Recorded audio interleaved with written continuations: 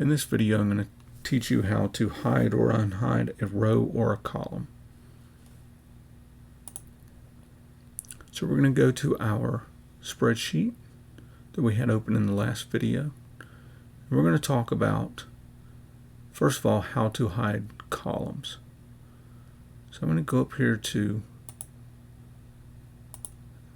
column D. I'm going to select the column heading D so that my whole column is selected. I'm going to click and drag over to E, and I want to hide our date and our time columns. So I'm simply going to go up to the top where it's labeled D and E. I'm going to right click on one of them. I'm going to click hide, and it's going to hide whatever's selected. If we click away from these column headings so that we can see it a little more clearly, we know something's hidden because it jumps from column C to column F. And if you notice, we also have a double vertical line separating the two columns, which symbolizes that it's been hidden also. So now we're going to go to our row 3, and we're going to right click.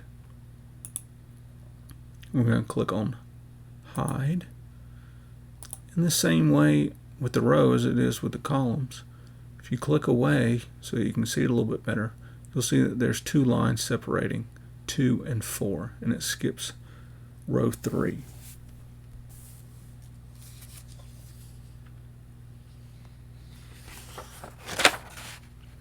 And to unhide these,